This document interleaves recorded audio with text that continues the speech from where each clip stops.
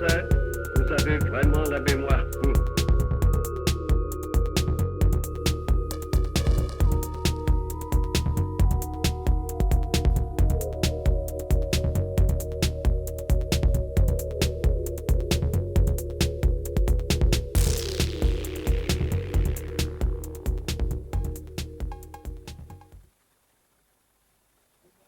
Le président de la République demande au peuple français de lui consentir un chèque en blanc.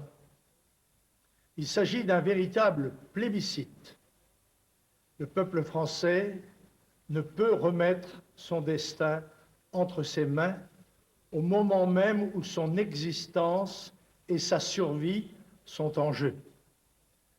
J'appelle tous les Français, sans exception, et quelle que soit leur opinion, à rejeter par leur suffrage les gens qui ont dirigé le pays depuis 20 ans, aussi bien la gauche socialo-communiste que la droite RPR-UDF. Les uns ou les autres ont totalement failli. La chance qui reste à notre peuple, c'est de choisir l'alternative nationale, celle du Front National. C'est pourquoi je vous demande solennellement d'accorder vos suffrages aux femmes et aux hommes qui, tête haute et main propre, se proposent à vos suffrages pour mener avec vous la tâche sacrée du relèvement national et du grand changement.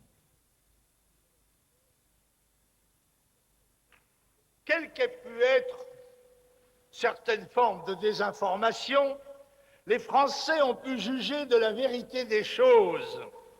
Quel contraste et quelle leçon! D'un côté, la pseudo-démocratie de la rue, des manifs, des banderoles, des coups de gueule ou des coups de cailloux. Celle aussi des violences et de la haine, de la chienlit qui, qu'elle le veuille ou non, est en permanence attachée à la gauche.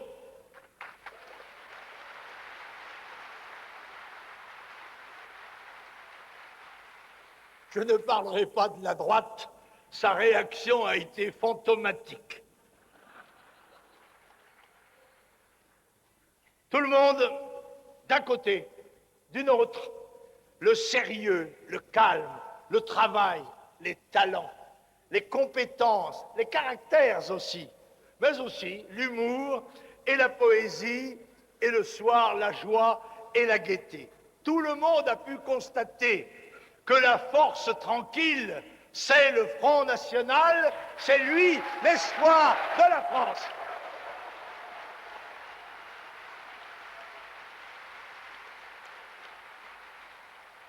Mais surtout, un grand merci à vous tous, venus de si loin et même de l'autre bout du monde, d'avoir donné, dans la tourmente médiatique et malgré les provocations et les violences dont vous avez été les cibles, un exemple de sang-froid, de dignité et de sérieux. Les ânes braient, la caravane passe. Les travaux auxquels vous avez assidûment participé ont fourni ou consolidé la plateforme politique à partir de laquelle le programme électoral du Front National sera définitivement élaboré pour la triple échéance de 1998, législative, régionale et cantonale. Elle va nous permettre d'offrir à nos concitoyens un choix clair et une option alternative aux politiques suivies depuis 20 ans par la bande des quatre. Celles-ci, qu'elles soient socialo-communistes ou RPR-UDF, ont été appliquées 10 ans par les uns, 10 ans par les autres, avec une égale nullité des faits. Ce qui est le mieux partagé, en effet, dans notre pays, avec la corruption et le gangstérisme politique, c'est l'impuissance tyrannique des partis, l'incapacité à agir contre l'adversité naturelle et la malignité des choses pour le bien commun de la nation française et des Français. Corruption, impuissance sont en effet les maîtres mots de notre univers politicien. Partageant cette indignité, il n'est pas étonnant qu'ils s'unissent pour défendre leurs privilèges et leurs prébendes contre ceux qui en appellent au jugement du peuple, contre leurs exactions et leurs faiblesses criminelles. La concurrence politique, comme la concurrence économique, devrait stimuler le service du peuple et de la cité. Hélas, dans l'une comme dans l'autre, les risques qu'elle comporte pour les concurrents peuvent être éliminés d'un commun accord par la connivence et la complicité. Encore faudrait-il qu'ils admettent que le fondement de nos institutions soit bien la volonté du peuple telle que définie dans notre Constitution et nos lois. Or, d'une part, l'esprit démocratique a été progressivement étouffé par l'insolence technocratique et le lucre oligarchique. Le peuple n'est admis que quand il vote en leur faveur. Il est méprisé et bafoué quand il donne sa confiance à leurs adversaires. En fait, la République française est aujourd'hui un décor de théâtre, un trompe-l'œil institutionnel. Sur le devant, ce ne sont que proclamations de grands principes, d'invocation des droits de l'homme et de déclarations d'amour pour la démocratie et la République qui feraient rougir leurs grands ancêtres de la Révolution française. Dans l'emphase démagogique, ils ne connaissent plus de rivaux et chacun d'eux s'avance sur la scène comme Tartuffe à son serviteur Laurent, ce n'est pas Fabius, serrez Maher avec ma discipline. Au lieu de se donner le ridicule de parcourir le monde une main sur le cœur, l'autre sur la poignée de la mallette du VRP, en donnant à celui-ci des leçons de démocratie, celui dont on sait depuis son voyage en Bolivie qu'il n'est pas un aigle, ferait mieux de balayer devant sa porte.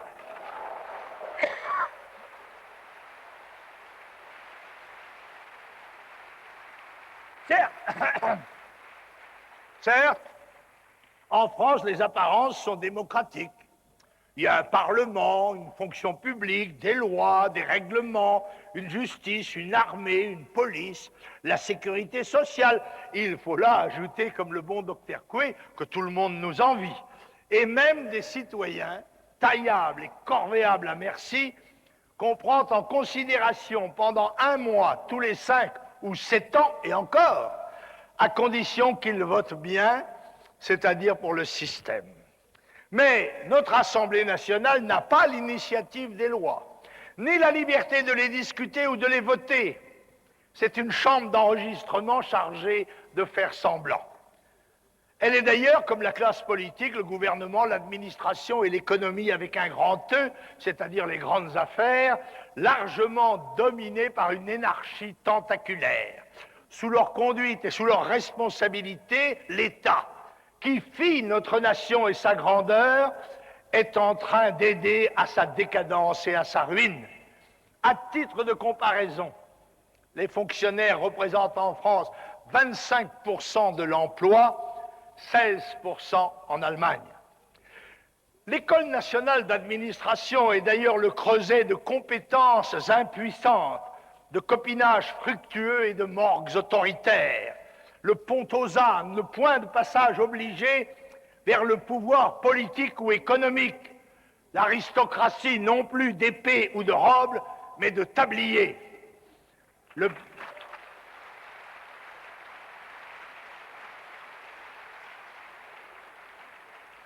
pays croule sous le poids des lois, des décrets et des règlements pondus par des organismes diarrhéiques.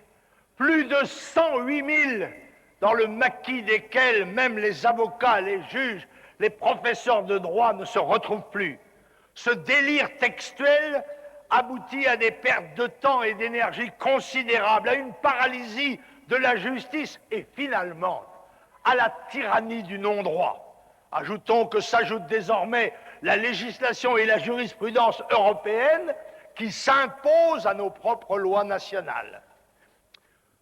Ce dinosaure étatique qui dévore 60% de la richesse nationale est sorti de sa torpeur quand le Front National lui a marché sur la queue.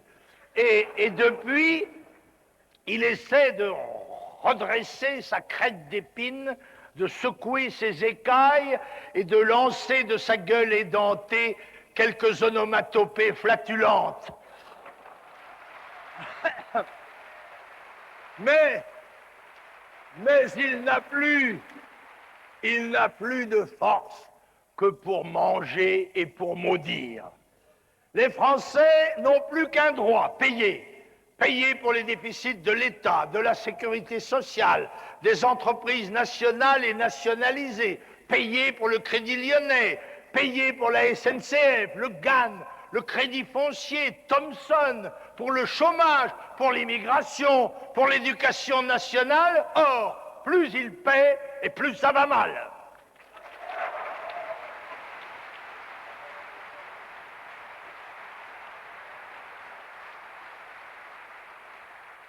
Quand la machine à fabriquer des cigarettes ne fabrique plus que des mégots, il faut changer la machine, et en tout cas le directeur et les cadres de l'usine.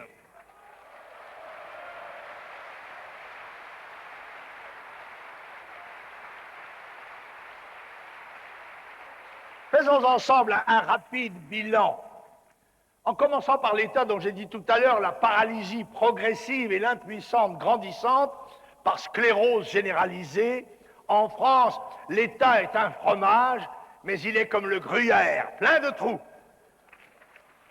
Une dette publique de 3 400 milliards, un déficit public annuel 295 milliards en 96, un service de la dette de 230 milliards, un budget fiscal de 1 550 milliards, un budget social de 2 100 milliards. L'État empruntera cette année 600 milliards pour rembourser sa dette annuelle. Dans le droit commun, cela s'apparente à la carambouille. Cette situation se traduit par une fiscalité délirante, servie par une bureaucratie qui dévore beaucoup plus de la moitié de la richesse nationale. Un principe intangible devrait garantir qu'on ne peut prélever obligatoirement plus du tiers de ce qui est gagné. Le reste alimenterait évidemment et naturellement la demande ou l'épargne et donc l'investissement, donc la croissance et finalement l'emploi et une richesse commune augmentée, alors que le système actuel ne fabrique que de la pauvreté collective et encore pas pour tout le monde.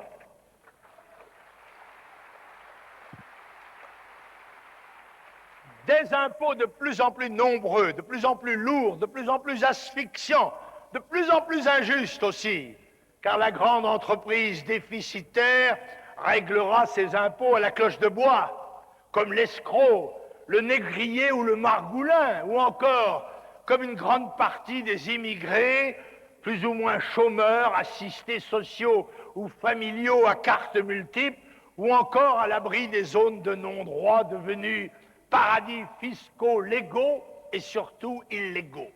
Imaginez quel serait le sort de l'huissier venu saisir une télévision impayée ou procéder à l'expulsion du locataire récalcitrant ou le préposé venu couper l'eau ou le gaz impayé dans des quartiers où la police et même les pompiers ne pénètrent plus et pour cause.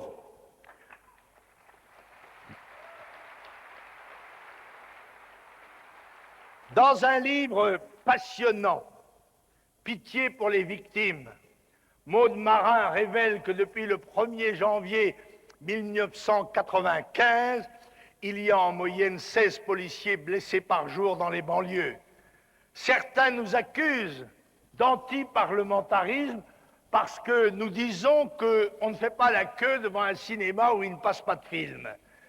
Nous disons que conformément à notre Constitution, il n'y a qu'une légitimité politique, celle du peuple dûment et loyalement informé, désignant librement et à travers des modes de scrutin honnêtes ceux qu'il juge dignes de sa confiance. Nous voulons rendre au Parlement sa dignité et son indépendance à l'égard d'un exécutif institutionnellement tyrannique par les jeux croisés de la présidence, du gouvernement et de l'administration. Il faut que le Parlement puisse rappeler à l'exécutif les volontés du peuple. Il faut aussi que le champ du référendum soit élargi et que le peuple puisse se prononcer sur les grandes questions du temps et ainsi éviter la dictature intellectuelle sournoise de ceux qui tiennent les médias et les instituts de sondage. Il faut que l'État se consacre à ses fonctions régaliennes: défense, justice, police, diplomatie, aménagement du territoire, instruction publique quand celle-ci n'est pas assurée par l'initiative. Et dans ce cas, contraindre ses fonctionnaires, comme d'ailleurs dans toutes ses autres fonctions, à une neutralité politique, à une laïcité rigoureuse. Il est inadmissible que dans la justice ou la police, des syndicats ouvertement politisés interviennent dans le débat public et fassent peser leurs choix partisans. Dans le domaine économique, où il fait tout, l'État, plus mal et plus cher que n'importe qui, où il accumule les échecs les plus cuisants et les plus coûteux, mais là encore, pas pour tout le monde. Il doit borner son action à arbitrer dans les cas de crise grave où l'intérêt général est en cause. C'est dire combien nous sommes hostiles à la politique économique de la gauche libéralo-marxiste ou celle de la droite marxo-libérale. L'État devrait s'attacher à remplir ses fonctions régaliennes, ce qu'il ne fait pas en matière de défense. Le chaos règne, et d'abord pour des raisons de haute politique. La nation et son serviteur, l'État-nation, existent-ils encore ailleurs que dans les manuels d'histoire ou dans le cœur des patriotes? Quelles en sont les limites territoriales? L'espace indépendant est contrôlé, puisqu'on a, en vertu des traités de Maastricht et de Schengen, supprimé les frontières et donc les contrôles du territoire. Qui est citoyen? Quels sont les droits et les devoirs de celui-ci? L'étranger est-il chez lui en France? Mais alors, qui doit payer? Y a-t-il encore pour les Français un destin commun, une volonté de vivre ensemble dans le cadre d'une identité fière sans être méprisante? La terre, non seulement celle qui porte nos paysages et nos cultures, est-elle encore dans nos esprits et dans nos cœurs celle sacrée où sont enterrés nos ancêtres et nos pères, et celle pour qui sont morts depuis 2 millénaires ceux qui ont donné leur vie et leur sang pour la défendre? Celle enfin qui est due à nos enfants alors que nous aurons prononcé nous-mêmes notre nunc dimittis. Maintenant, nous partons. La classe politicienne ne répond plus à ces questions, muette de honte ou de peur. Or, ce sont celles qui ne se posaient pas tant elles allaient d'elles-mêmes avant qu'elles n'arrivent au pouvoir. Elles sont aujourd'hui biaisées, brouillées par le sida mental de la classe dirigeante, par la pression des influences et des intérêts étrangers. Jamais comme aujourd'hui, la France n'a été aussi menacée dans son existence ou dans son essence. Or, pour que le peuple soit défendu et protégé, il faut répondre à ces questions. Un peuple n'a pas besoin de défense nationale s'il n'y a plus de nation ni de patrie, s'il n'est plus qu'un troupeau de consommateurs ou de téléspectateurs, de voyeurs et non d'acteurs conscients et responsables, de citoyens en un mot.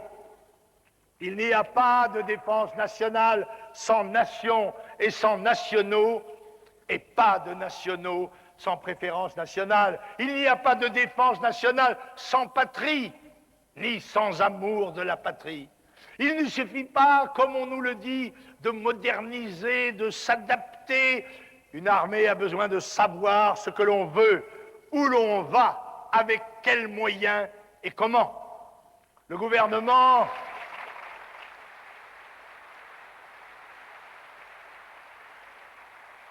En vérité, le gouvernement est en train de tout détruire parce qu'il ne conçoit plus l'armée française au service de la France, mais comme partie d'une police internationale au service du gouvernement mondial. Sinistre utopie, abominable trahison.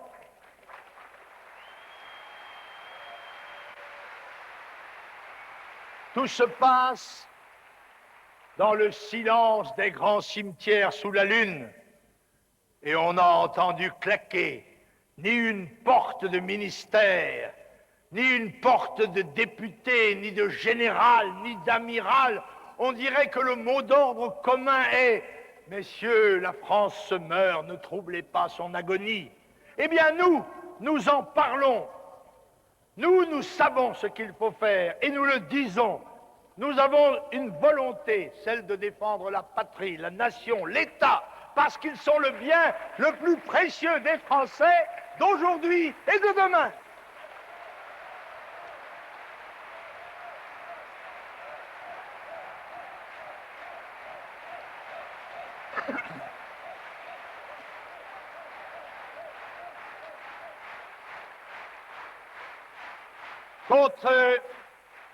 Contre les euromondialistes, nous défendons la nation.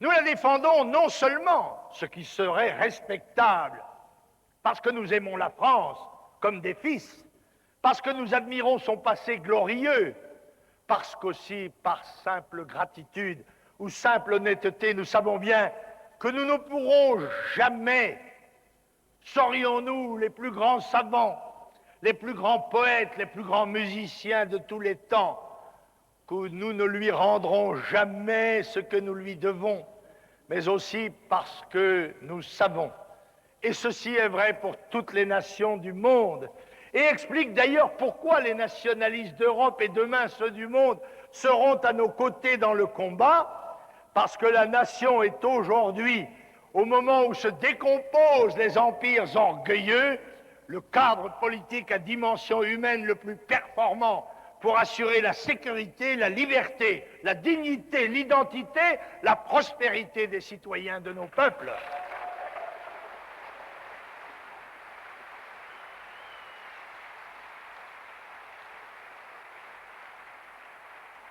Dans ce domaine, comme dans tant d'autres, nos idées progressent et la reconquête est déjà amorcée. Si je voulais une preuve de ce que nos adversaires baptisent du nom de l'eupénisation des esprits, écoutez ceci qui est une citation.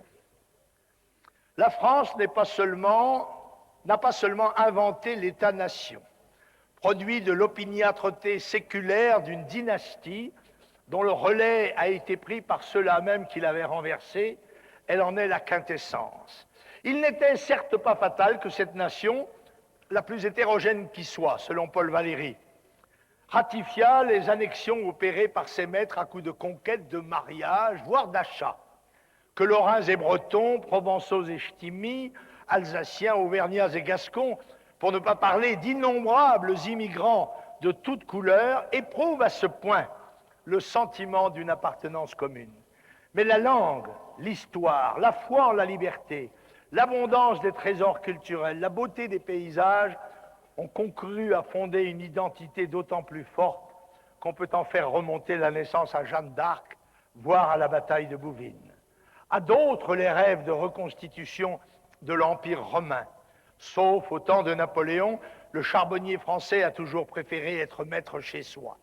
Que cette identité mérite d'être préservée, qui peut sérieusement le contester? L'effondrement de l'URSS ayant consacré l'échec du rêve internationaliste, il faut admettre, si politiquement incorrect que puisse sonner le mot aux oreilles de certains, que l'on n'a toujours pas trouvé de véritable substitut au patriotisme. Le remède, il n'y en a qu'un, a écrit une fois pour toutes Simone Veil, j'ajoute la grande, dans son admirable enracinement, donner aux Français quelque chose à aimer et d'abord leur donner à aimer la France. Eh bien, comme je le dis parfois, il arrive que le diable porte pierre et ici l'enfer porte fontaine, car cette citation vient d'un article de première page, croyez-vous, de National Hebdo? Non. Du Monde du 22 mars dernier, c'est peut-être ce que l'on appelle la lepénisation des écrits.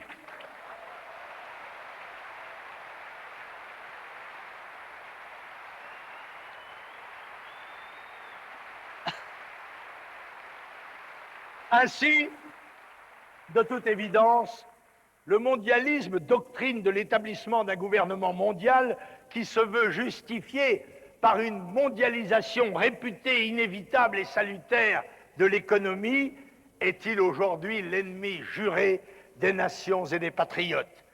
Il n'y a en effet que pour s'opposer à la dictature en marche de Big Brother.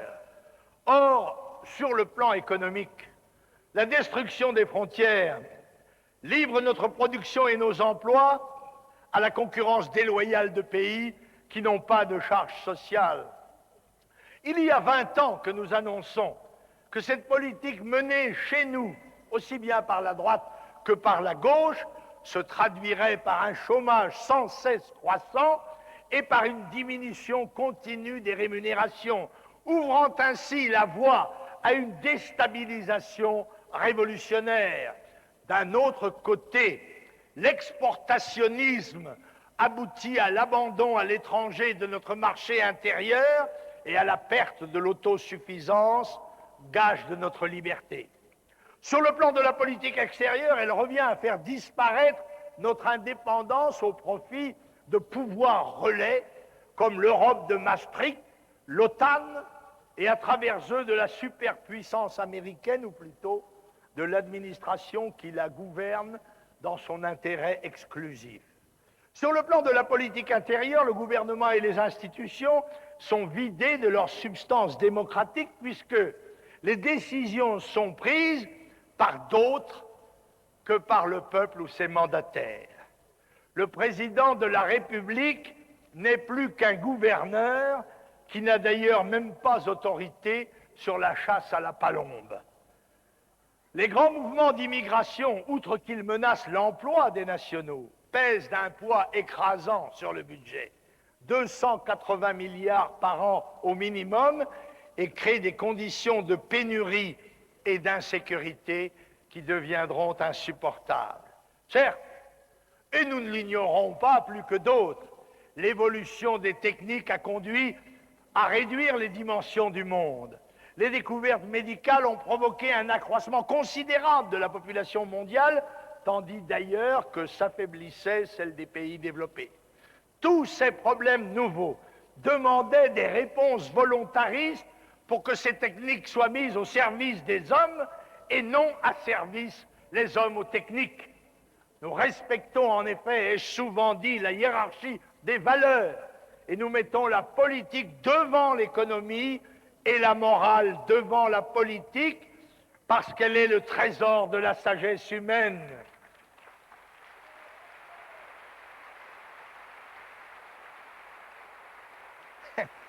Cela ne diminue pas l'importance de l'économie, sans la bonne tenue de laquelle il n'y a pas satisfaction des besoins et donc pas de politique sociale possible. Permettez-moi de vous lire, ce sera la dernière fois, une opinion du sociologue allemand Max Weber il y a 100 ans, en 1895. Ce n'est pas la paix et le bonheur des hommes que nous avons à procurer à nos descendants, mais la lutte éternelle pour la conservation et l'édification de notre caractère national. Nos descendants nous rendront responsables devant l'histoire, non pas en premier lieu du genre d'organisation économique que nous leur aurons légué, mais de l'étendue de l'espace libre que nous leur aurons conquis et transmis. En dernière analyse, les processus de développement sont également des luttes pour la puissance, partout où ils se trouvent mis en question. Les intérêts de puissance de la nation sont les intérêts ultimes et décisifs au service desquels la politique économique doit se mettre. La science de la politique économique est une science politique. Elle est une servante de la politique, non point de la politique du jour de tel potentat ou de telle classe qui détiennent le pouvoir, mais des intérêts permanents de la politique de puissance de la nation. Nous sommes hélas, là aussi, comme pour la sécurité extérieure, la moralité publique, la sécurité intérieure, obligés de constater que l'économie française, malgré des succès indéniables mais limités, est dans une situation dramatique. Et il n'est pas, d'ailleurs, je me permets de vous le dire, inutile de rappeler que Max Weber a été l'inspirateur de la social-démocratie, d'abord allemande, puis ensuite européenne. C'est vous dire que ma caution nationaliste et bourgeoise. Bien que nous faisons partie du groupe des 7, aujourd'hui la France n'est que 20e au classement de la compétitivité mondiale. Nos exportations, dont on vante abusivement l'importance, sont dopées par des subventions directes ou indirectes. En revanche, depuis 20 ans, des pans entiers de notre industrie ont disparu et d'autres sont menacés.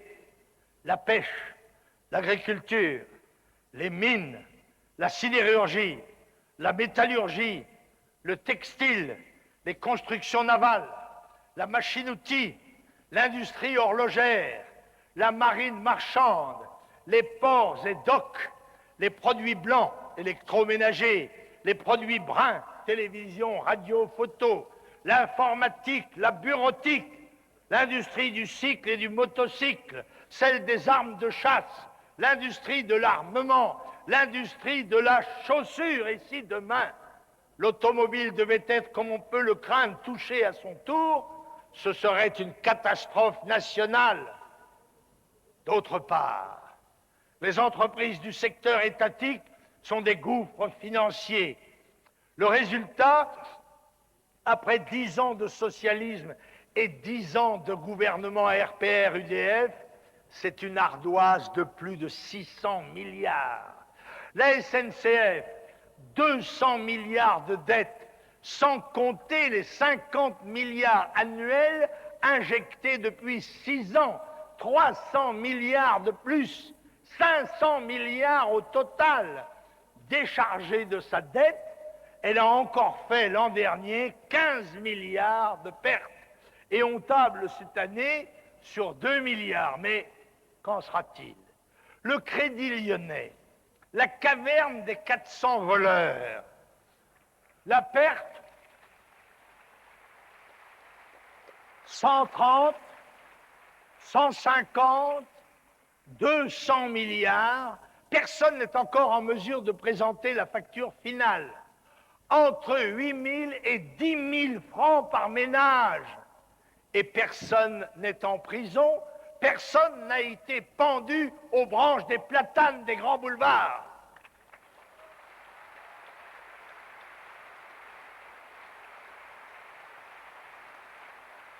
J'ai souvent l'occasion de dire et de répéter que d'Enguerrand de Marigny à Semblançay, sur 13 ministres des Finances de la monarchie, 11 moururent pendus par décision de justice, un assassiné et l'autre banni. Si j'ose dire, pour le contribuable, c'était le bon temps.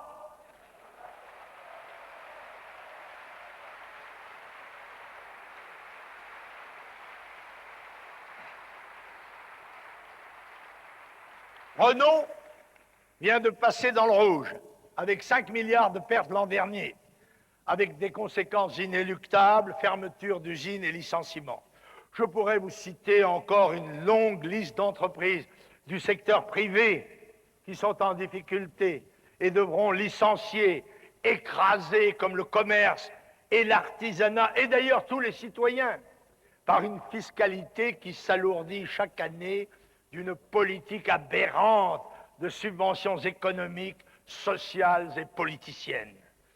La baisse des taux, la hausse du dollar et du mark, la 17e réforme de la sécurité sociale, rien n'y fait et rien n'y fera. On nous avertit d'ailleurs que même si la croissance revenait, le chômage ne diminuerait pas pour autant. En réalité, c'est parce qu'on ne veut pas ou qu'on n'a pas la liberté ou la force morale de s'attaquer aux vrais problèmes. La situation ne peut donc que s'aggraver. Parce que pour les princes qui nous gouvernent, tant que ça dure, les places sont bonnes. Et le pouvoir a choisi de désarmer les mécontentements en payant avec l'argent des contribuables et des assujettis. C'est la spirale infernale. D'où la fureur et le délit schizophrénique qui se sont emparés de la classe politique contre le Front National. Ce pelé, ce galeux d'où vient tout le mal. Chacun projette sur lui ses fantasmes. On lui prête des idées qu'il n'a pas, ou même des idées contraires aux siennes, pour mieux le dénoncer et le combattre. La gauche, la droite, les médias, les syndicats, les sectes maçonniques, c'est-à-dire tous les privilégiés, tous les prébendiers du système en pleine crise d'hystérie se mobilisent pour tenter d'endiguer l'irrésistible montée du Front National. Irrésistible parce que les progrès ne sont que partiellement le fait du mouvement lui-même, qui n'a pourtant ni télévision, ni radio, ni journaux de masse, pas de députés, 4 maires sur 36 000, mais seulement des militants courageux et dévoués, mais il est vrai, conscients de se battre pour une cause belle, bonne et vraie.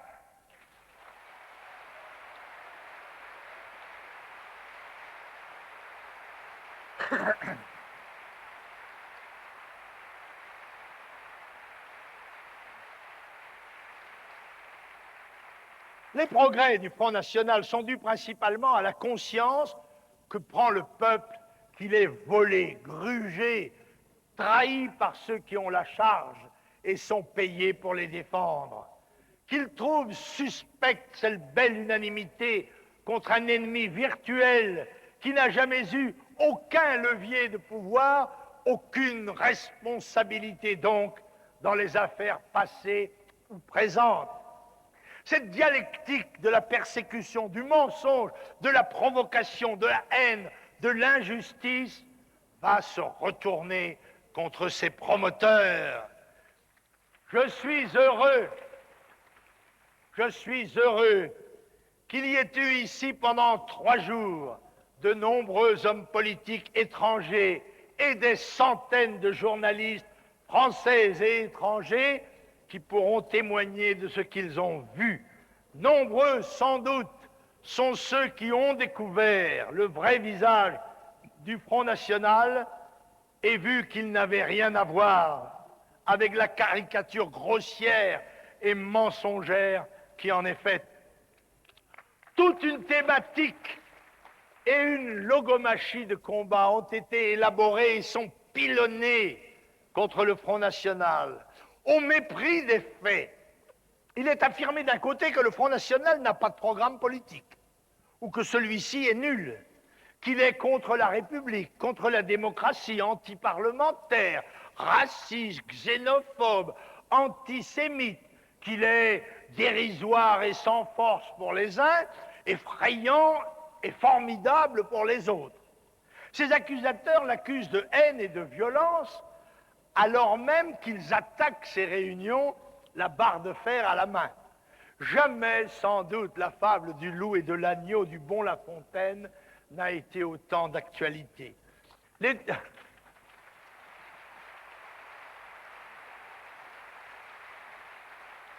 L'établissement s'affole, tantôt s'accouple dans le Front républicain, tantôt divorce et se désunit. Chacun ne sait plus qui est son ennemi principal et croit pouvoir trouver une sécurité illusoire dans des défilés communs. Strasbourg a été mise en état de siège, non du fait, comme le dit mensongèrement Madame Argence, femme Trottmann, du congrès du FN,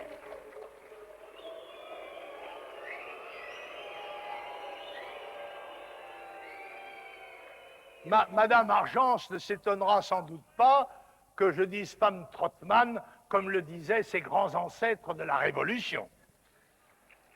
Mais cet état de siège n'est pas notre fait, mais celui de ses amis. Nous avons tenu en 25 ans 10 congrès en France, et il n'y a jamais eu plus de quelques policiers dans la rue. S'il y en a eu ici plus de 2000, C'est à cause de la menace sur l'ordre public que faisaient peser les contre-manifestants venus par car et par train subventionnés pour intimider, menacer et pour certains d'entre eux agresser notre Congrès.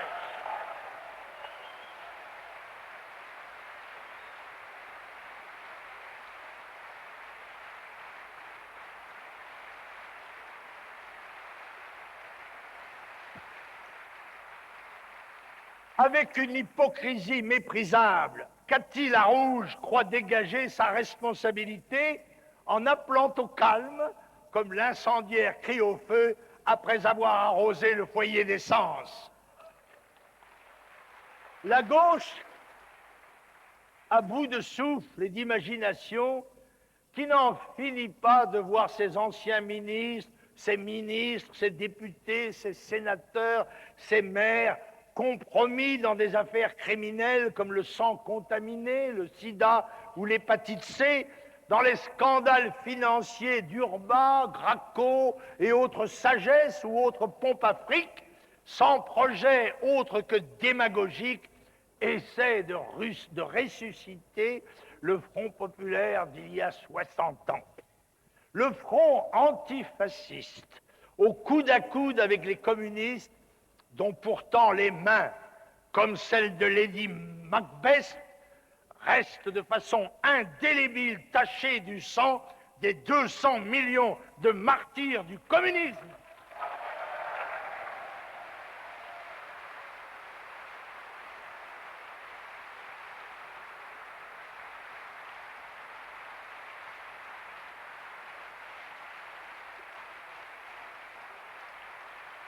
Le front antifasciste au coude à coude avec les chiens rouges du capitalisme que sont les anarchistes de salon, les social-traîtres et vieux staliniens, bras dessous, ennemis et amis de Maastricht, avec quelques prébendiers des sociétés nationalisées, de syndicalistes bidons, d'intellectuels de bistrot. Ils se mobilisent avec la complicité d'éditorialistes stipendiés que des professionnels de la pétition et du défilé, contraints d'être là d'ailleurs, sous peine d'être virés de l'appareil syndical, municipal ou associatif où ils survivent. Ils oublient que la démocratie dont ils se gargarisent, ce n'est pas la loi de la rue, de la manif, du coup de gueule ou du coup de poing. La démocratie, c'est la loi du suffrage. One man, one vote. C'est la loi du suffrage. Serait-il ou aurait-il été 20 000, 30 000 venus de toute la France, il ne serait pas encore le 10e des électeurs que j'ai réunis sur mon nom dans les 2 départements d'Alsace.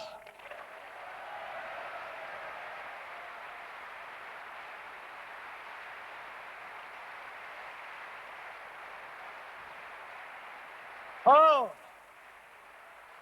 il aura fallu, ce sont les confidences des militantes de Strasbourg à la télévision qui me l'ont appris, il aura fallu 6 mois d'une campagne ininterrompue de mensonges, de provocations, d'injures et aussi de beaucoup de subventions pour ameuter quelques milliers de manifestants. L'appel de plus de 100 partis de gauche et syndicats, le soutien de la mairesse rouge et celui des camarades trotskistes de Combandit. Laissez-moi vous dire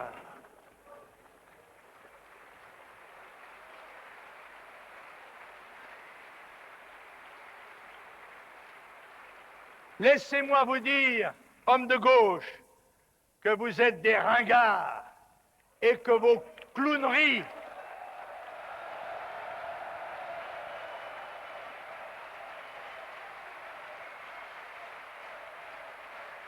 que vous êtes des ringards et que vos clowneries n'amusent pas les Français que vous avez dirigés pendant 15 ans en les ruinant et en les acculant au chômage. Je comprends que la gauche ait mal au ventre de voir les ouvriers, les employés, les chômeurs, les artisans, les commerçants voter pour le Front National. elle récolte là le juste prix de ses trahisons. La droite, elle, rase les murs. Les défilés, il est vrai, ce n'est pas son affaire. Et d'ailleurs, elle n'a pas besoin de cela. Elle se partage avec la gauche la télé, qu'elle refuse au Front National. Moins de 200 Alsaciens sont venus écouter une délégation de ministres homonculaires du RPR et de l'UDF. Elle se rend compte, mais peut-être un peu tard, que c'est elle qui va faire les frais de cette manœuvre de gauche.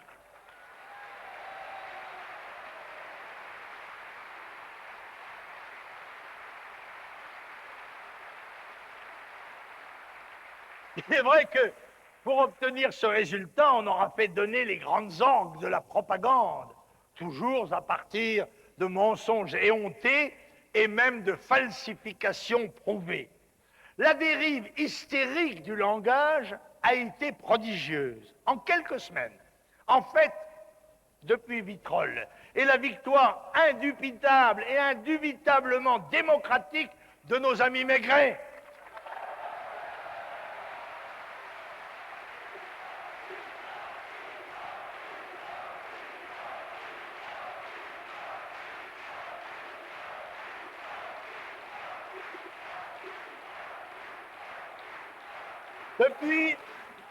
Depuis Vitrolles, donc, les accusations les plus folles, les qualificatifs les plus scandaleux nous ont été attribués. D'abord, on nous disait, vous êtes d'extrême droite, mais cette notion est une notion de géographie parlementaire. C'est parce que vous êtes à droite de la droite et vous ne devez pas vous formaliser de cette expression, que nous récusions d'ailleurs.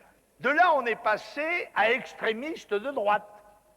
De là à extrémiste tout court, puis rapidement à néofasciste, puis à fasciste, et enfin, réductio ad Hitlerum à nazi.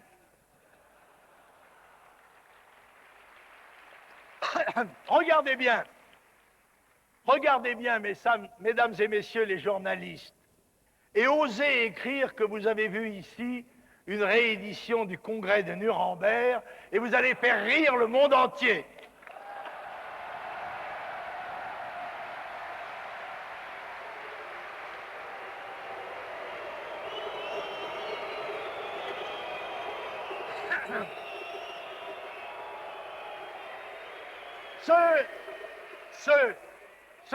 Mais ce n'est pas le cas de tous. Ceux qui écrivent cela sont des ignares ou des menteurs. Le fascisme et le nazisme, il faut tout de même l'apprendre dans l'histoire, étaient deux mouvements totalitaires d'origine et de pensée socialiste, égalitaire.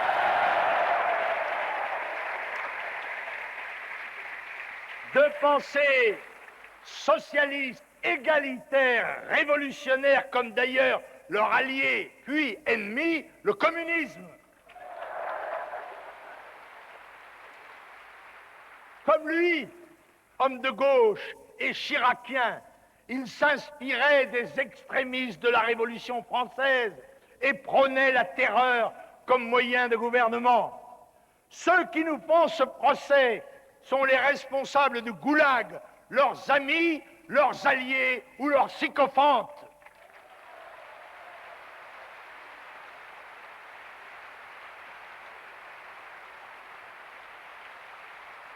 Non, nous n'acceptons pas, et nous n'accepterons pas que notre pays soit traîné en permanence au tribunal de Nuremberg.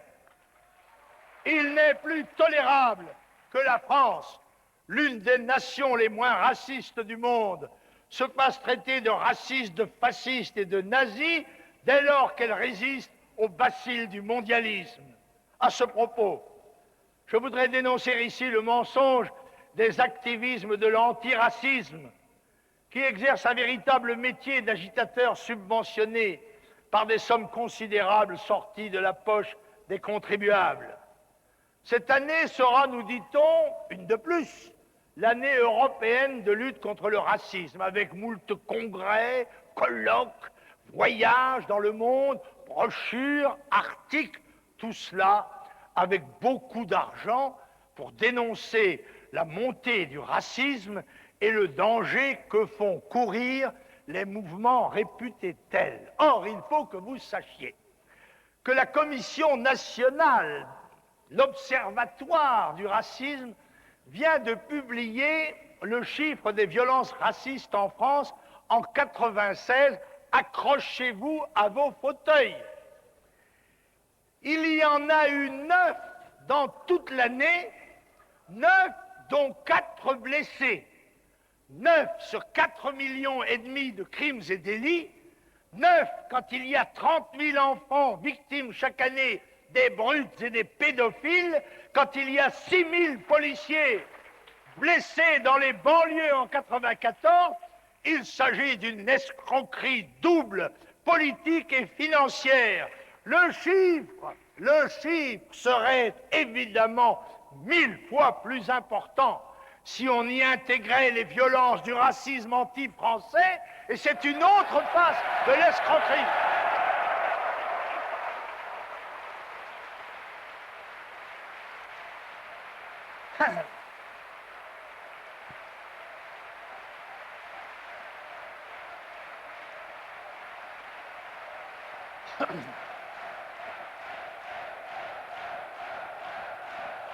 Nous n'acceptons pas.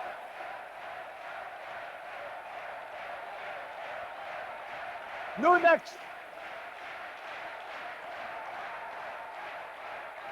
n'acceptons pas d'être les victimes de ces escroqueries aux sentiments et au portefeuille. L'antiracisme, ce n'est plus une opinion, c'est un métier qui rapporte gros à nos frères. Une nation n'a d'avenir que si elle conserve de son passé une vision saine et juste, avec la juste part d'ombre et de lumière. Si on lui fait honte en permanence ou si elle a honte de son passé, elle n'a plus d'avenir. Si des partis politiques peuvent avoir honte des années 30 et des années sombres, honte de leur lâcheté et de leurs erreurs, ce n'est pas le cas de notre mouvement dont les dirigeants n'étaient pas nés à cette époque et qui a été fondé en 1972.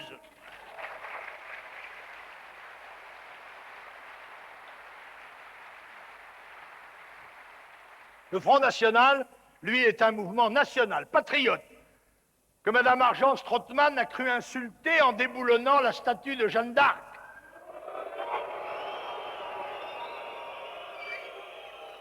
Mais il respecte scrupuleusement, lui, les règles de la démocratie et de la République, non pas seulement dans les mots, mais dans les faits. Madame Trottmann, jamais nos militants n'ont attaqué, comme le font vos amis, vos réunions ou vos congrès. Jamais nous n'avons lancé d'appel à la haine.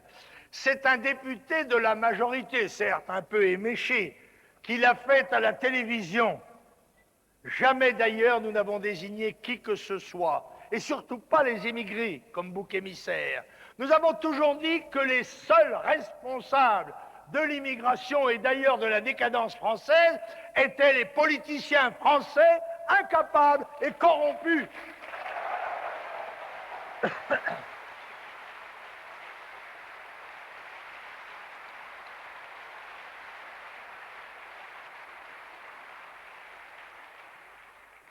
Nous ne sommes ni racistes ni antisémites, comme le démontre d'ailleurs ce congrès où il y a des militants de toute race et de toute couleur. Et c'est notre ami,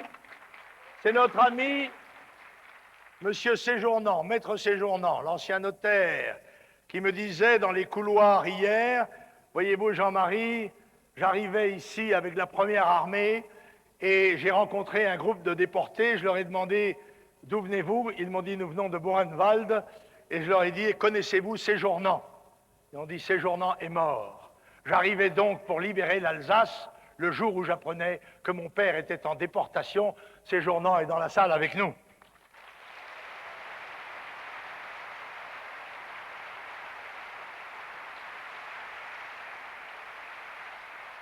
Nous n'acceptons pas, qu'on le sache bien une bonne fois pour toutes, d'être agressé ou insulté par quiconque, ni par des blancs ou par des catholiques, ni par des juifs ou par des noirs, ni par des malfrats, ni par des plumitifs. Nous ne sommes pas xénophobes, mais francophiles, ce qui devrait tout de même être permis en France et qui ne l'est pas toujours, puisqu'il se trouve des hommes politiques ou des magistrats engagés pour nous dénier le droit de l'être. Le déluge d'insanité déversé sur nous ne nous impressionne pas ni ne nous intimide, au contraire. Il nous renforce et nous ancre dans notre résolution, comme l'on dit chez moi en Bretagne, pour avoir de belles roses, il faut mettre beaucoup de fumier aux pieds. Nos adversaires tentent de se rassurer avec des sondages d'ailleurs contradictoires et interprètent à leur gré les résultats.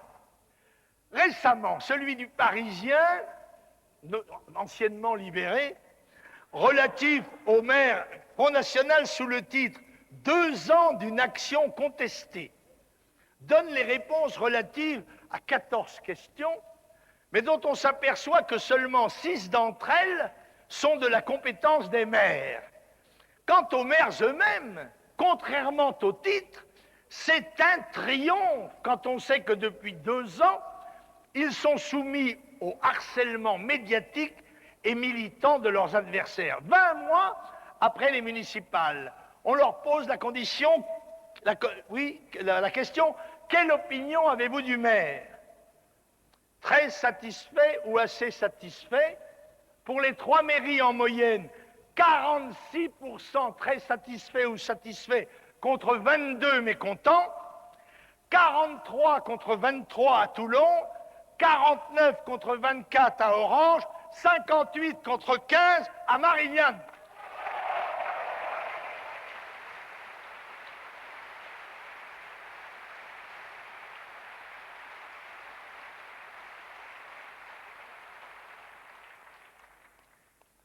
Un climat d'insécurité s'appesantit pourtant sur le pays.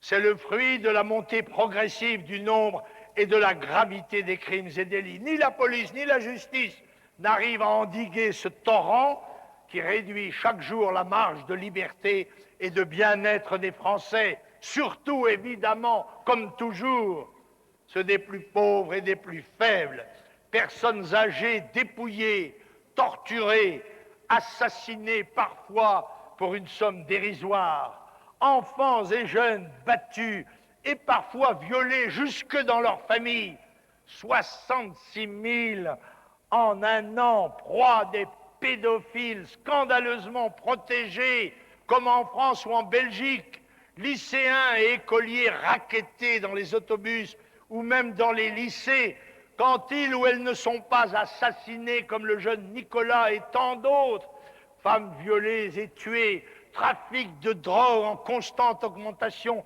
et institutionnalisé dans les banlieues, mais aussi dans les établissements scolaires. Il y a à ces fléaux des raisons qui ne sont pas, contrairement à ce qu'affirment les beaux esprits, ni le chômage, ni la pauvreté.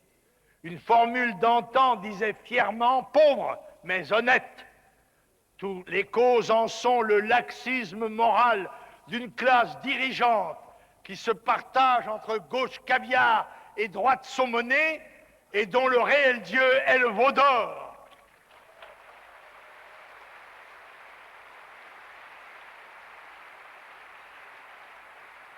D'une classe politique dont la corruption est la dérision du monde, de l'abaissement des règles morales et de comportement dans la famille, à l'école, mais aussi dans la presse, sur les ondes et sur les écrans. Quand des ministres prennent le parti des groupes de rap, Rock Against Police, qui s'intitulent cyniquement « Nique ta mère », les limites sont évidemment franchies. Quand le ministre de la Justice, M. Toubon, va ostensiblement serrer la main de l'assassin pédomane Patrick Henry en prison, il ne s'agit plus seulement de décadence, mais d'exhibitionnisme immoral.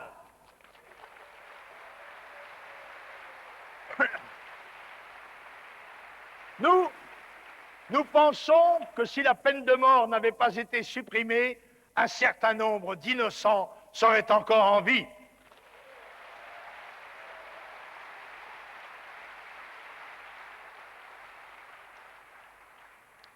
Une autre des causes est évidemment l'immigration massive. Bien sûr, tous les immigrés, loin de là, ne sont pas des criminels et des délinquants, Dieu merci. Mais une grande partie des délinquants et des criminels sont des immigrés, étrangers ou français de fraîche date. Il suffit pour s'en convaincre de lire les faits divers, à condition toutefois que les journaux ne masquent pas sous la dénomination de jeunes la véritable appartenance des délinquants, ou de consulter les statistiques des détenus dans les prisons.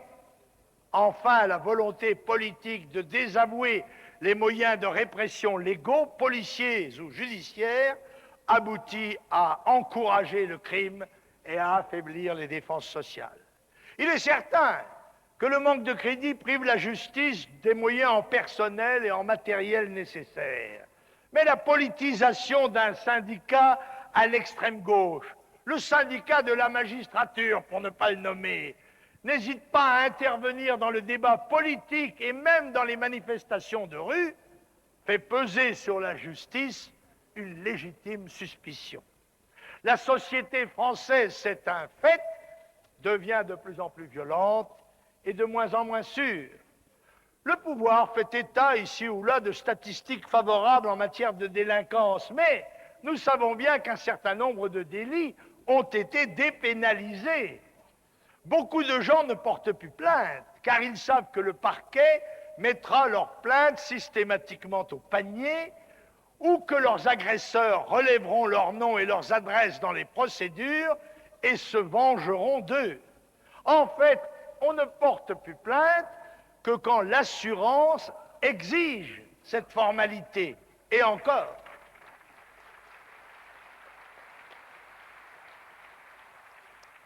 En ce qui touche la violence politique, ce sont les hommes politiques qui poussent à la violence contre le FN.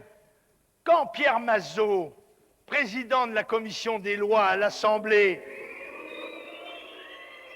dit à la télévision qu'il hait Le Pen, un comédien obscur dit qu'il voudrait lui crever un œil puisque la moitié du travail est déjà fait.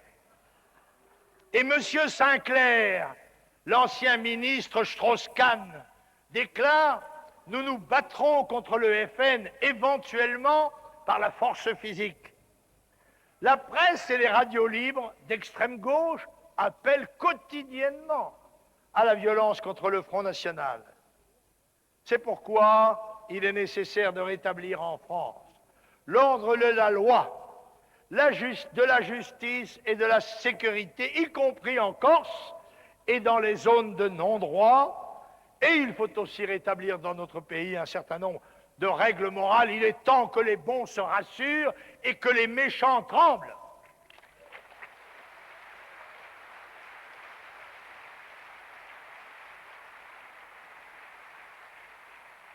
Parmi les grands problèmes français dont le régime a été incapable d'assurer le règlement, on ne peut évidemment oublier le chômage. Il reste une des principales préoccupations des Français. Et là, force est de constater aussi l'échec total de la classe politique, malgré ou à cause d'une politique d'assistance systématique étendue à tous les étrangers. La charge fiscale écrase toute possibilité de croissance utile. Ce que l'on sait des défaillances d'entreprises, plus de 64 000 d'entre elles ont disparu l'an dernier, soit plus de 9% que l'année précédente, tandis que le nombre des créations, lui, s'inscrivait en baisse, moins 10%. L'annonce de plans de licenciement, la mauvaise santé de beaucoup d'entreprises laissent craindre une extension du phénomène et ses conséquences navrantes, tant sur le plan de l'équilibre de la sécurité sociale que sur le moral de la nation et de la jeunesse. Des millions de Français ont basculé dans la pauvreté, des centaines de milliers dans la misère. Seul le plan de redressement du Front National est en mesure d'apporter au peuple des travailleurs l'espoir du lendemain. La France est soumise au réseau croisé de pouvoirs et d'influences contradictoires qui l'exploitent sans vergogne et la paralysent. Toutes les forces sont coalisées contre le Front National. Elles sont baptisées par nous établissements, par référence à l'établissement britannique, mais on pourrait aussi bien les nommer systèmes, comme jadis Jean Maz, ou même mafia. Pourquoi l'établissement prétend-il qu'il faut lutter contre le racisme et la xénophobie systématiquement assimilés au Front National? Pour plusieurs raisons.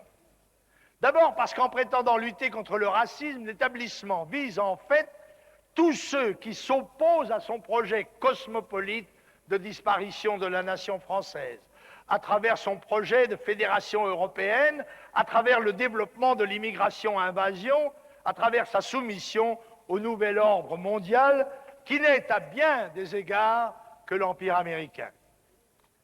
Avant le racisme et la xénophobie, l'établissement a trouvé un ennemi à sa mesure, c'est-à-dire un ennemi imaginaire, virtuel, dont la fonction est de détourner l'attention des véritables enjeux qui sont autant de ses échecs.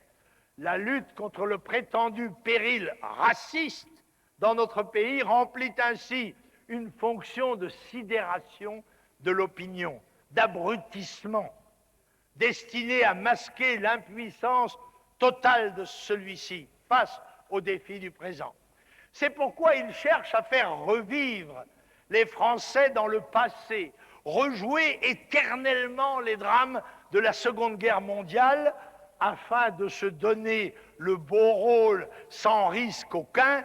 Les résistants de 1997 sont encore moins courageux que ceux de 1946.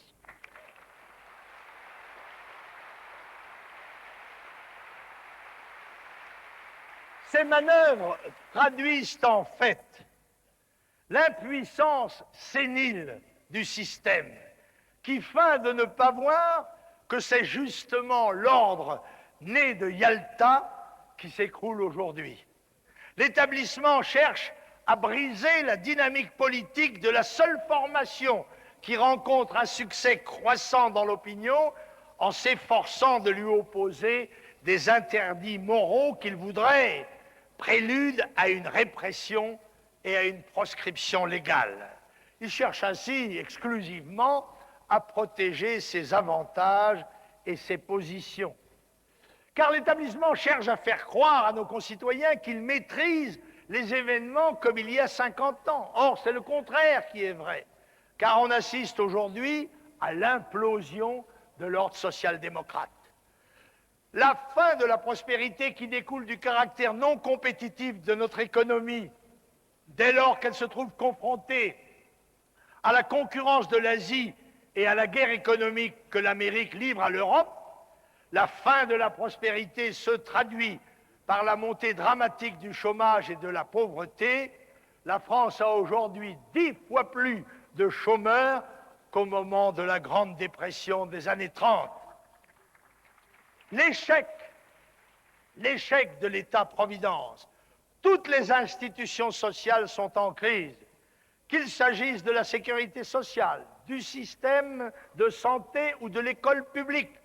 Dans un pays où la natalité et la population active diminuent, le poids des prélèvements croît d'une façon insupportable et les transferts sociaux sont de plus en plus difficiles à financer. Au moment même où l'on conduit une politique de déflation imposée par la mise en place de l'Union européenne, les régimes sociaux et des institutions comme l'école publique subissent enfin le choc de l'immigration de peuplement.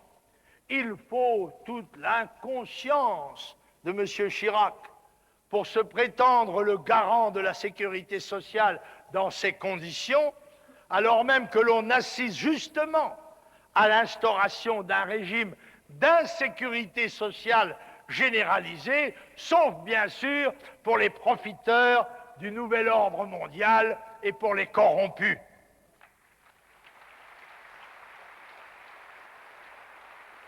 La mort de l'État républicain car la France n'est plus qu'une république virtuelle et une démocratie d'apparence.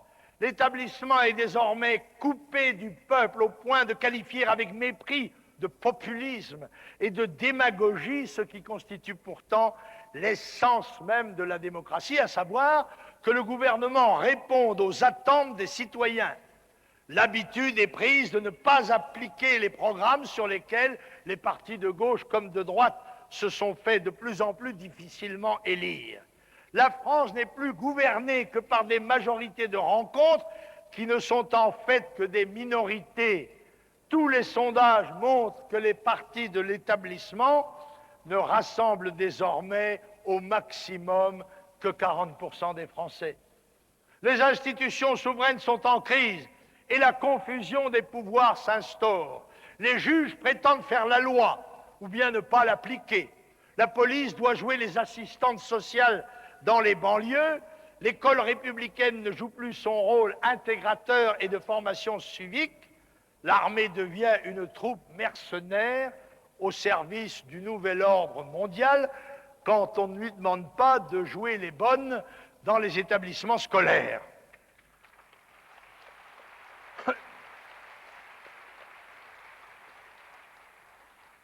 Aux mains de l'établissement, qu'il s'agisse de l'État PS ou de l'État RPR, l'État se dresse désormais contre la nation et contre les Français, nés de parents français.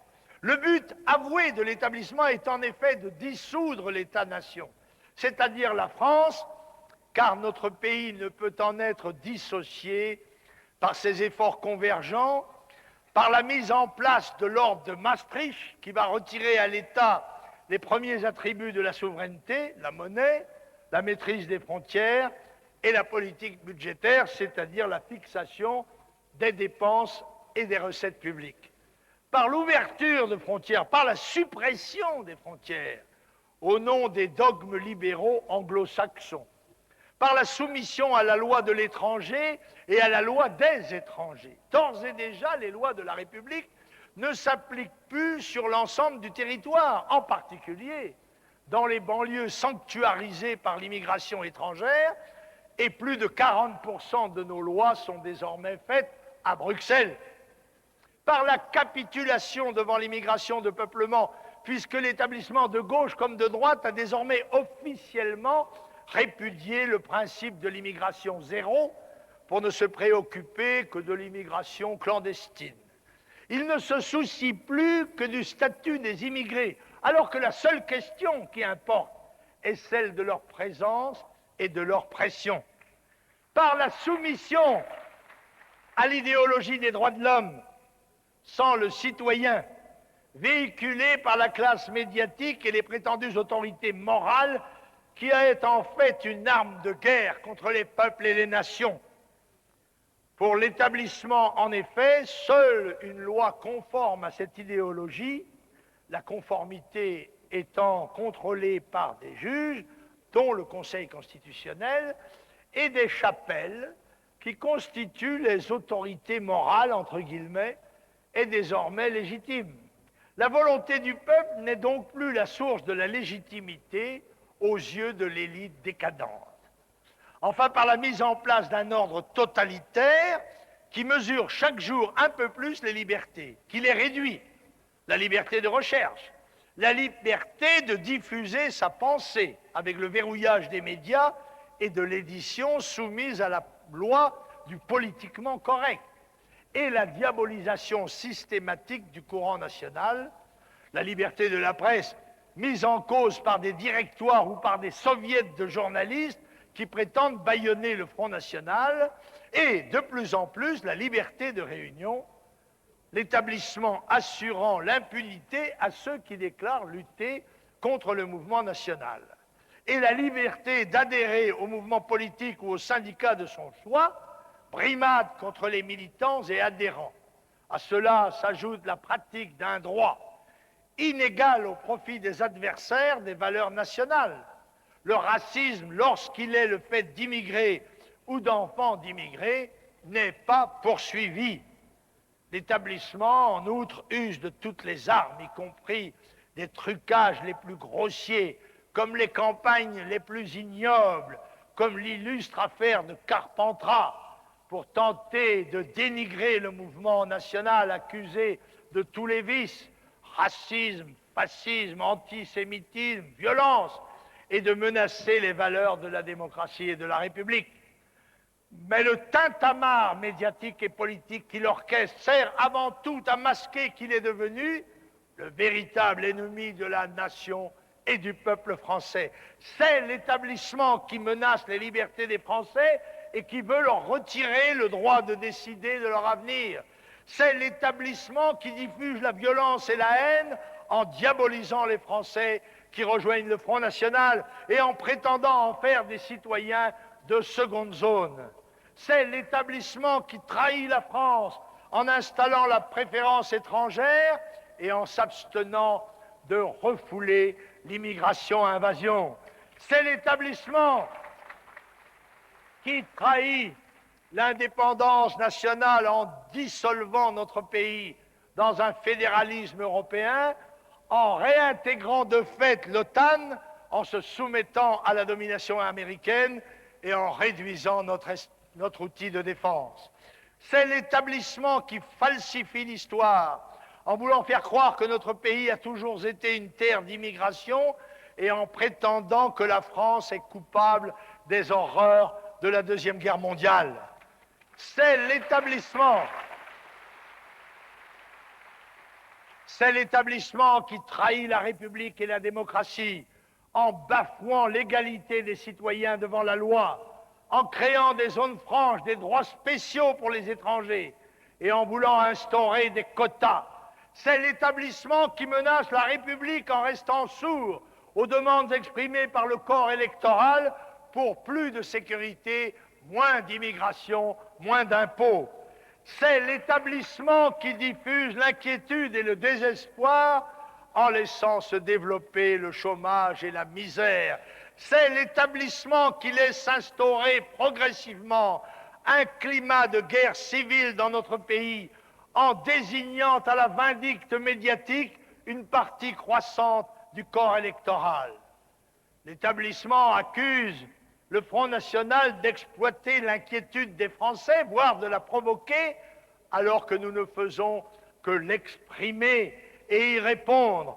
L'établissement fait de ce point de vue justement le contraire du Front National, puisqu'il reste sourd aux préoccupations des Français et qu'il n'y répond pas.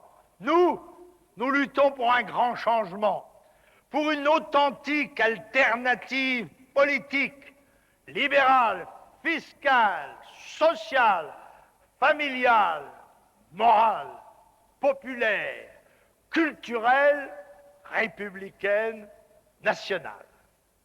Notre alternative est libérale car elle passe par le rétablissement des libertés. Liberté de pensée, liberté d'opinion, liberté d'expression, aujourd'hui bafouée par les lois Pleven et Guesso, et demain peut-être davantage par l'ignoble projet de loi Toubon.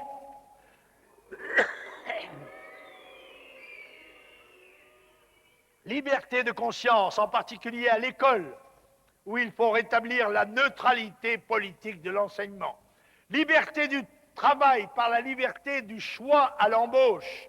Liberté syndicale par l'abandon des procédures monopolistes et la liberté de candidature à toutes les élections professionnelles.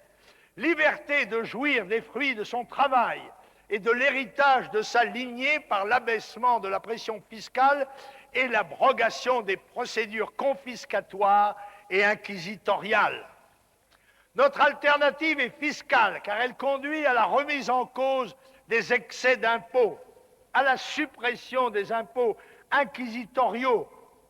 Cela sera possible en traquant les gaspillages, les dépenses inutiles, excessives ou nuisibles. Cela sera possible, cela est possible, car nos 3 premiers maires l'ont déjà fait. Il faut ici souligner l'action historique de Jean-Marie Le Chevalier à Toulon, de Daniel Simon-Pierry à Marignane, de Jacques Bompard à Orange, qui diminue les impôts en 1997 arrêtant ainsi la progression continue des dépenses locales qui se poursuivait depuis 30 ans. Notre alternative sera sociale. C'est la volonté d'effectuer au bénéfice du peuple tout entier et de son bien-être les réformes politiques fondamentales sans lesquelles il n'y aura pas de redressement de la situation économique et donc pas de remède au désastre social. Il ne s'agit pas de faire vivre les Français d'assistance ou de les voir passer de stages diplômants en RMI en attendant la retraite ou la pré-retraite, d'ailleurs vidée de leur substance. Mais il s'agit d'assurer un emploi pour chaque Français par la production de l'emploi français, par la préférence nationale à l'emploi à l'intérieur des frontières et par l'abandon de l'ultra-échangisme dans les relations internationales économiques, par l'acquisition du savoir et par la formation du caractère. L'alternative sociale, c'est aussi la revalorisation des bas salaires que seule une juste protection du travail français peut assumer. C'est aussi la défense, par les moyens les plus appropriés, de la sécurité, de la santé et des retraites.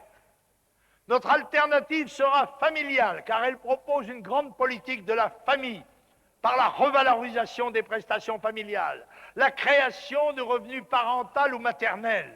Ce sont en effet les familles en charge d'enfants qui sont aujourd'hui les plus touchées par l'appauvrissement. Ce sont ces familles qui ont besoin de trouver ou de garder leur travail en priorité.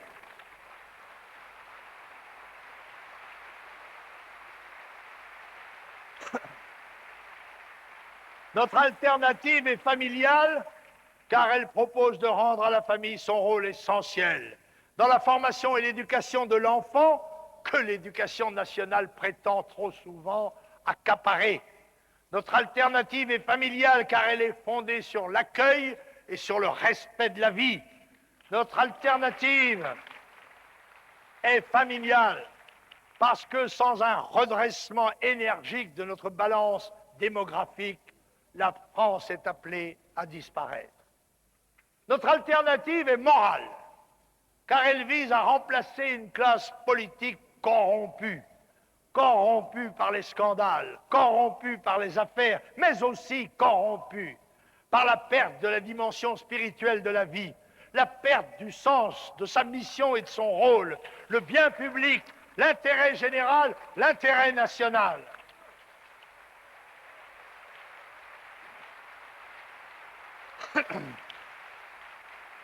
Une classe politique oublieuse qu'elle est là pour servir le peuple et la nation, et non les lobbies et les intérêts étrangers qui ne respectent plus l'esprit des institutions démocratiques. L'alternative sera populaire, et certains disent même populiste, et nous n'en avons pas honte. Bien au contraire, nous en sommes fiers. Nous sommes fiers de défendre un programme qui réponde aux aspirations du peuple, des villes plus françaises, plus sûres, plus enracinées. Oui, notre alternative est populaire parce qu'elle propose de réduire l'immigration et que c'est ce que veulent les Français. Oui, notre alternative est populaire parce qu'elle propose de punir les criminels et de rétablir la peine de mort pour les assassins, et c'est ce que veulent les Français. Oui, notre alternative est populaire parce qu'elle propose de remettre un peu d'ordre dans la maison France et que c'est ce que veulent les Français.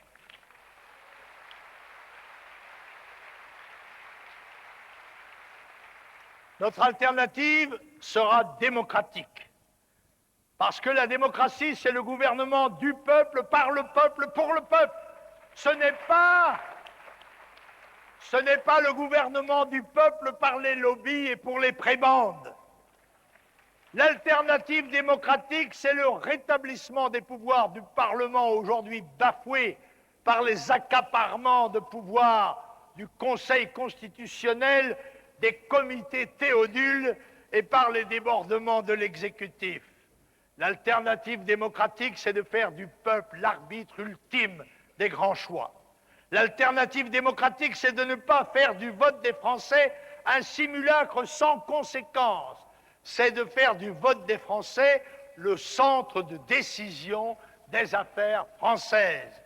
La loi de la démocratie, c'est celle des urnes, c'est celle du suffrage universel. Comme je l'ai dit tout à l'heure, un homme, un vote. Ce slogan bon pour Mandela ne peut être récusé pour Le Pen.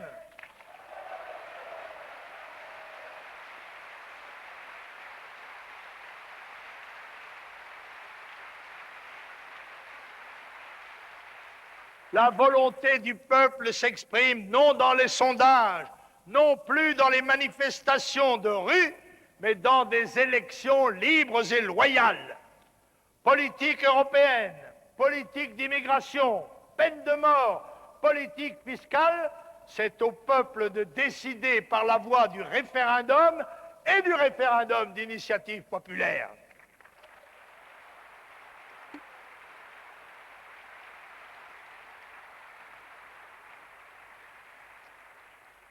Notre alternative sera culturelle.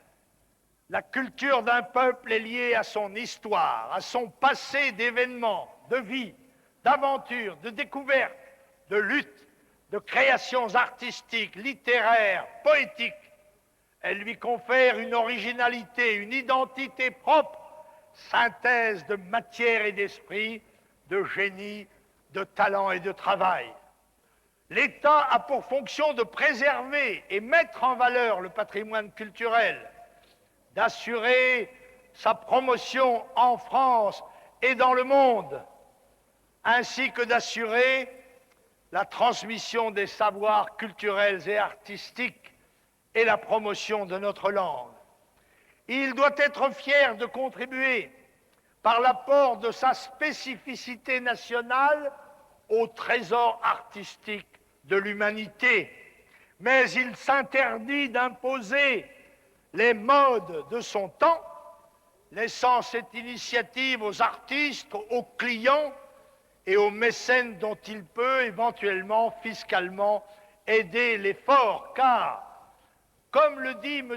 Langlois, membre de l'Institut, l'art libre s'épanouit, l'art subventionné dégénère.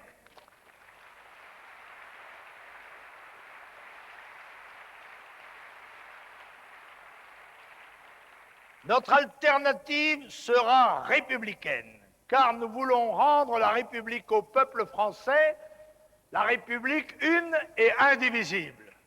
Or, aujourd'hui, la République est accaparée par les ripoux. Les ripoux qui oublient de servir la France, mais qui n'oublient pas de se servir eux-mêmes. Des ripoux qui sont malhonnêtes dans la gestion des affaires publiques et dans la conduite des affaires politiques. Ceux qui prétendent incarner la tradition républicaine sont les premiers à la trahir, car la République, c'est d'abord et avant tout la souveraineté de la nation et pas la soumission au nouvel ordre mondial, instrument de l'Empire américain par la soumission aux organisations internationales. La République, c'est l'État garant de la sécurité. C'est la même loi pour tous sur tout le territoire, pas la loi des communautés, pas la loi des bandes. La République, c'est l'égalité de droit, pas les discriminations positives ou la fiscalité ethnique selon le modèle américain. Oui, nous affirmons qu'il faut un droit égal pour tous les Français.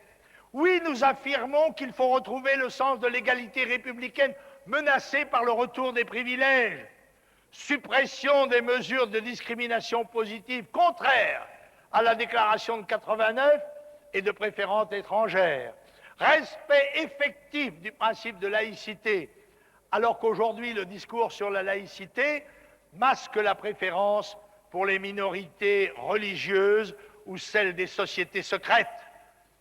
Rétablissement de l'autorité de la loi sur tout le territoire, réduction des banlieues sanctuarisées et sur tous ceux qui y résident, suppression de la tolérance de fait des organismes sociaux à l'égard de la polygamie étrangère, réexamen des conditions dans lesquelles les associations peuvent se substituer aux plaignants dans les instances juridictionnelles. Enfin, bien sûr et surtout, l'alternative sera nationale. L'alternative nationale, c'est le choix de la nation et l'abandon du mondialisme et du fédéralisme. L'alternative nationale, c'est la reconquête de l'indépendance nationale. L'alternative nationale passe évidemment aussi, bien sûr, par la reconstruction d'une défense nationale moderne et crédible sur la base d'un budget comme celui proposé par la Commission de l'ordre de 5% du PIB. L'alternative nationale, c'est le choix de l'indépendance de la nation en brisant les chaînes des organisations internationales, ONU, OTAN, Union européenne, OMC.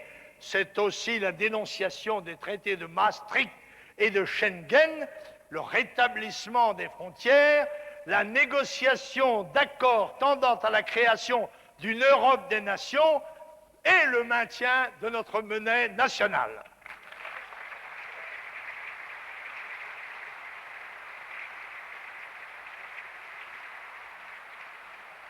L'alternative nationale, c'est le rétablissement de la suprématie de la loi française sur les lois étrangères, traités, recommandations et directives européennes.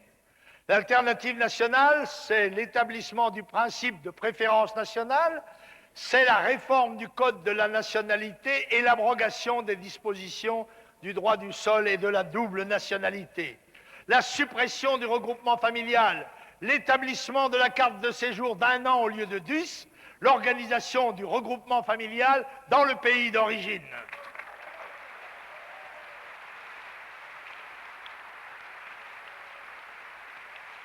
L'alternative nationale, c'est une France qui retrouve la fierté de son passé et de son héritage et qui rejette les tentatives de culpabilisation qu'on veut lui imposer. Alors oui, chers amis, chers camarades, chers compagnons, dans le cadre des lois de la République qui s'imposent à nous, mais qui s'imposent aussi à tous les autres citoyens ou résidents en France, et d'abord au gouvernement.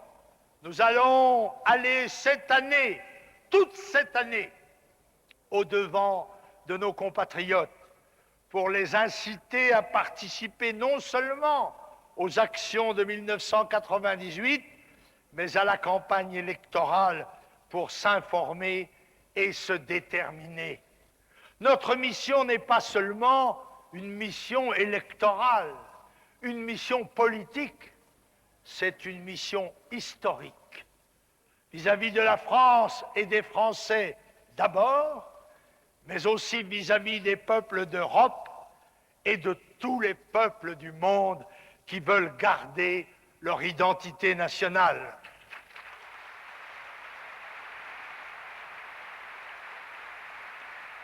Notre mission, c'est de mobiliser les énergies des peuples en lutte pour défendre leur identité face à la dictature de l'ordre mondial. Oui, nous devons redonner à la France son rôle traditionnel d'éclaireur des nations, d'éveilleur des peuples, et affirmer haut et fort le droit des peuples à disposer d'eux-mêmes.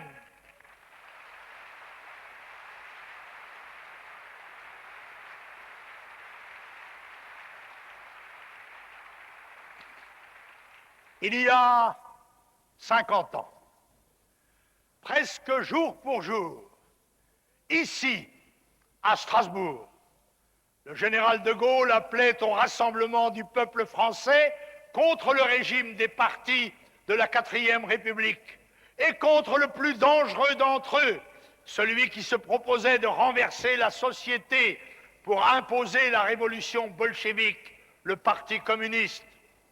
Son entreprise échoua alors, brisée par le syndicat des partis et leurs astuces électoralistes, mais aussi par les démissions, les ambitions et les trahisons de ses partisans.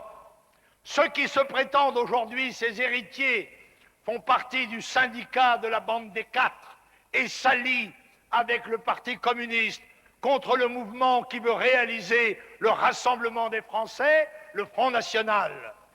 Quelques années plus tard, le général de Gaulle, à l'occasion d'une crise nationale grave, fondait la Ve République sur les décombres de la Quatrième. C'est un modèle historique que beaucoup devraient méditer. La nécessité demeure, en tout cas, dans ces temps de grand péril, pour l'existence même de la France et des Français, d'appeler une fois de plus et inlassablement à l'unité des patriotes. L'amour de la patrie est le ciment de l'unité nationale et de la pérennité de la France. Avec nous, ni droite, ni gauche, France!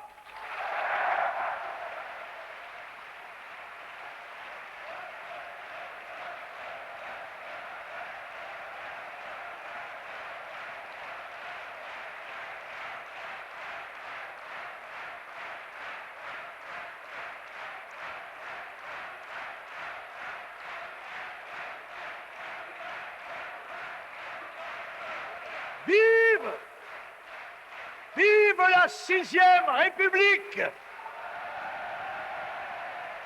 Vive le Front National! Vive la France!